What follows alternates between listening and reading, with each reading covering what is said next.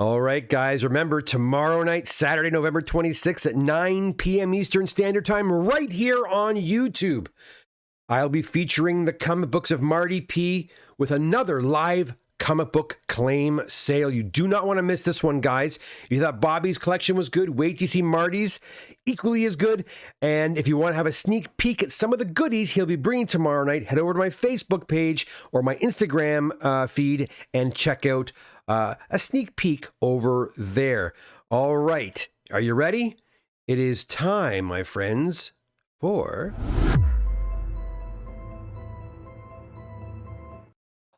That's right, my friends. Kevin the Comic Doctor here, and this is another, well, pre-recorded unboxing.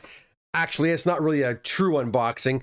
We did an unboxing last week, myself and Steven from California, if you recall. Steven had all those really, really amazing early Marvel Silver keys, and we were saving the Amazing Fantasy 15 for the last unveiling, and then my OBS software kaputs kicked Steven off the feed, and we were not able to show you the results of the AF-15. So I thought I'd come on here. Steven has graciously sent me a picture of that AF-15. But before we go there, I did mention, if you were watching that stream, I did say that I wish I had brought on some before and after pictures. So what I actually did was do just that. I have some before and after pictures of the books that were featured on that during that live stream. So if you recall, we had an X-Men #1. So I'm going to show you a few of these, and I'll even show you the before and afters of the AF-15, and you can see the grade that it received. Okay, so here we go. It was an X-Men 1. I believe it came back with a 5.5. Oops. Is that the first one right there? Oh, sorry, guys.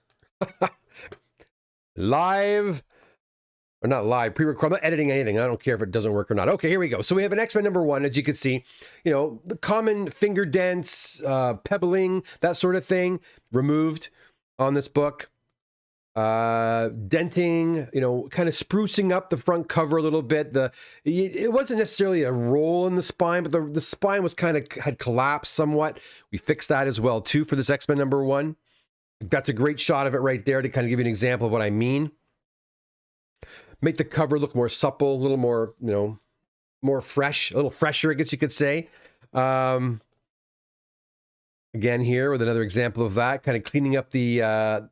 Look, we're not getting rid of the spine ticks. We're not turning this book into a 9.0. It isn't happening, but you can certainly take the defects that it did have and improve them significantly. You know, we didn't get rid of all of the spine ticks here, obviously, but we were able to kind of smooth them out a little bit so they weren't so prominent and so detracting from the beauty of the book, right? Okay, so what else we have? We have another shot of the front cover, finger dents and bends. Hey, book came out in 1963. It's been from hands to, you know, who knows how many collectors it's gone through. So it's changed hand, been stored in different ways until it finally got to me here in Oshawa at the Comic Doctor's office, until I could finally get my hands on it and breathe new life into the book. All right, let's see what else we have.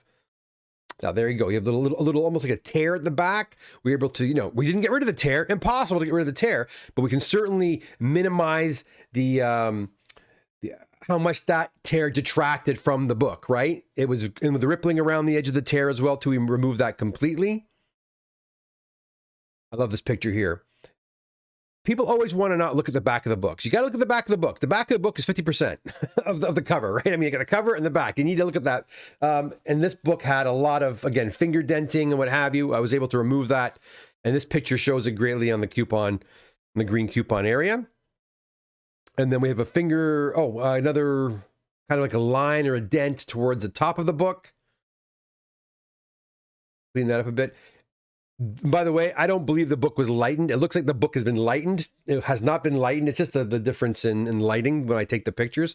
And by the way, that's sometimes a trick people use. You can use different kinds of lighting to make a book look brighter or whiter. I didn't intend on doing that. It's just I use the exact same lights. It's just the angle of the camera. Sometimes you get a brighter shot, and that's what happened here. Did I clean the back of the book? I sure did. But did I make the book that much whiter? No, no. That's all lighting.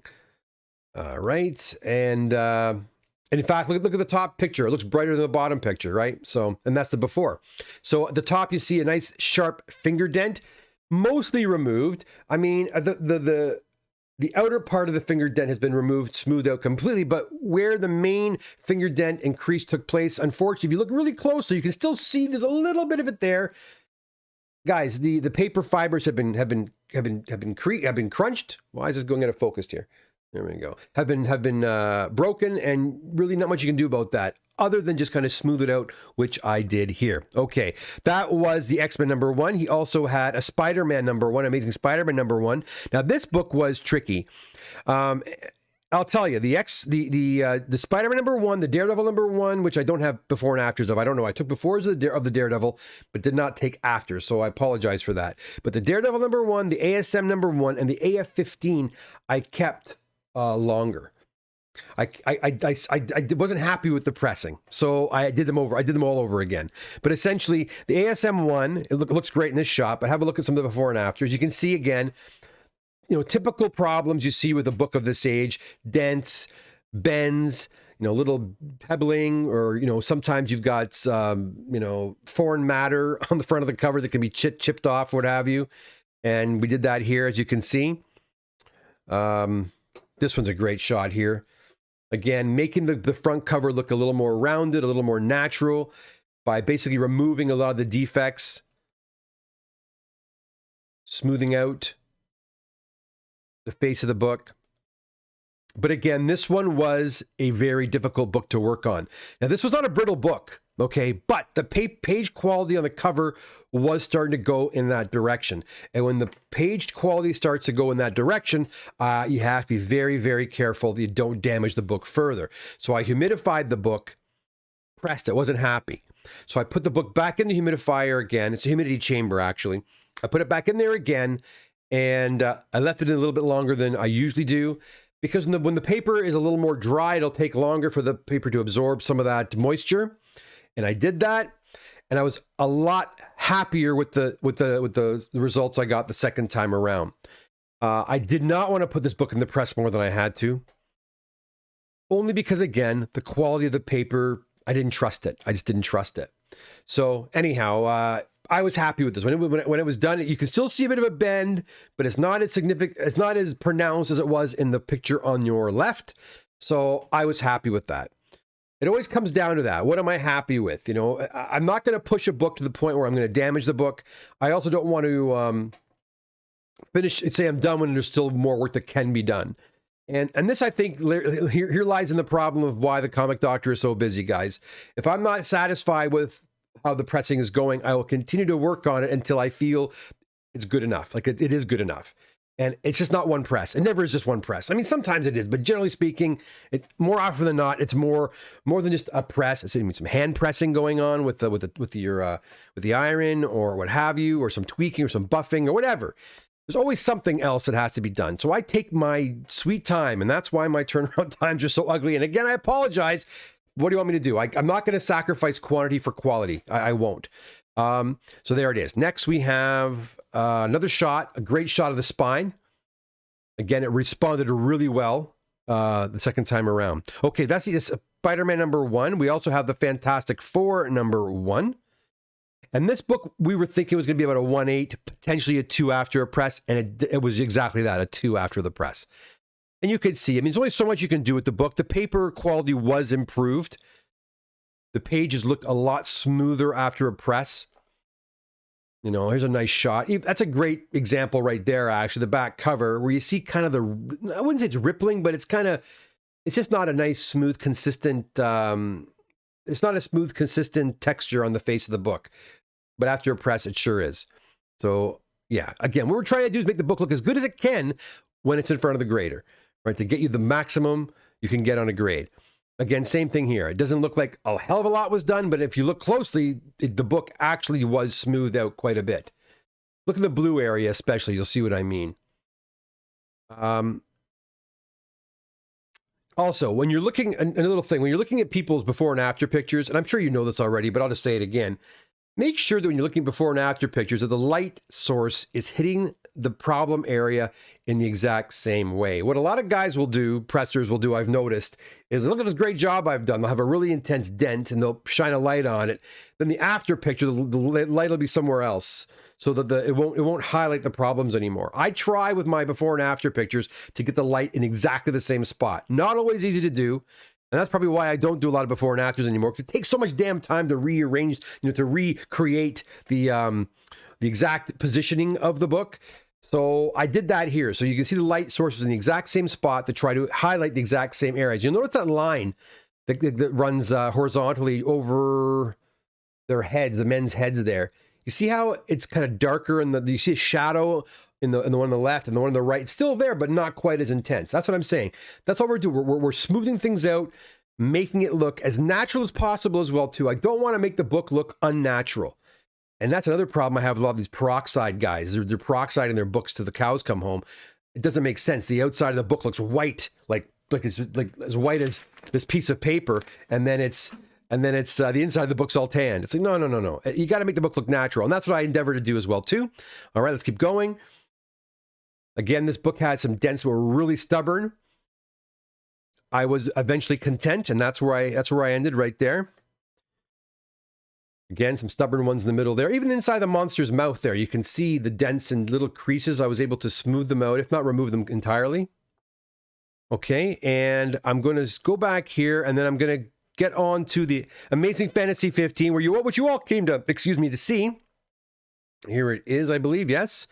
And I think I have the other one right there, okay? So let's go to the AF15, and then I'll show you the grade, and we'll call it a day. All right, so right off the bat, back page rippling. Getting rid of those dents and dings around the spine area, top of the spine. Again, trying to get the light to hit the comic in the exact same way to highlight exactly what is being done. I challenge you, when you're looking at other pressers' work, make sure, if you're choosing another presser, and I have no problem with that, of course, I can't do everybody's books. But when you're looking for a presser, make sure when they're giving the before and after pictures, the light sources are hitting the comic in the exact same place. Don't be tricked, because there's a lot of guys that they'll fudge it a little bit, and it's not good to do that. All right.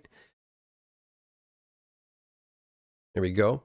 And again, you'll notice the image on the right looks brighter than the image on the left. Did I clean the comic? Yes, I did. Did I cause that gray area to get lighter? No. That is the lighting. That is lighting. That's another trick that people use. They'll make the books look brighter by using a different light or a different bulb to make the pages look brighter. I don't intend for that to happen. I'm using the exact same bulbs, but the angle of the camera, sometimes you get a brighter, sometimes the before pictures are brighter than the after pictures. It can go either way. Anyways, but you'll see that I did smooth out the book a little bit. There was some creasing over by the right, and I was able to minimize that a lot. And then over here, smooth out those dimples there, the rippling on the side. But how can you have rippling and not any water staining? You got to remember, when books are being stored, and I'm going to do a whole video on humidity very soon, actually, guys. We're really playing a lot with the humidity in our office to make sure it's perfect. I want to talk to you guys about that in a separate video. But how does a book like this, in a plastic bag, being stored wherever, how does it wick in? How does humidity affect it? That is where that rippling came from here. This book wasn't dropped in a pool of water.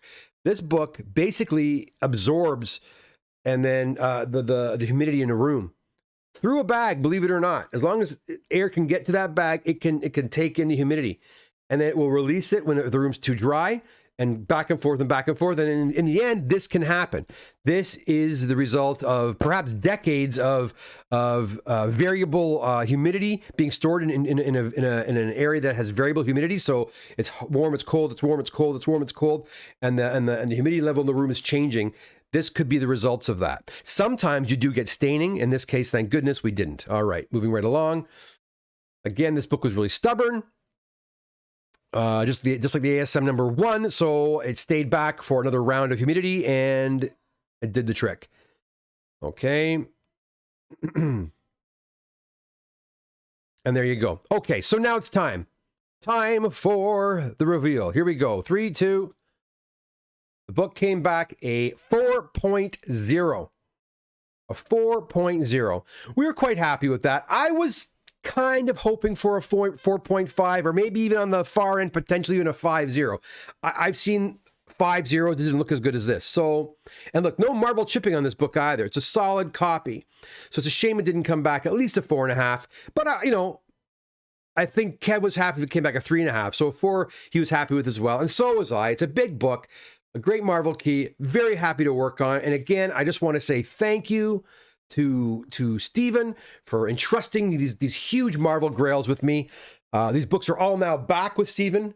Thank goodness, back in California. And again, I want to say thank you for entrusting me with your books. I know I met Stephen through a client, Kevin, who I've done a lot of work with. So that kind of put Stephen at ease working with me. But still, you know, taking books of that value, packing them up and shipping them into a different country, and trusting me with that is you know, it's quite humbling. And I want to thank you for that again.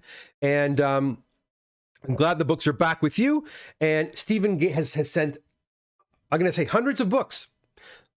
Basically, almost an entire collection he bought is going to be graded. So you're going to see Stephen's books pop up over the next several months here on the What's in the Press shows or even on unboxings. And maybe Stephen will come back and do more unboxings with us as his books arrive in California. Because if you're an American client and you do decide you want to send me books up here in Canada, I can help you with all that, getting the books here.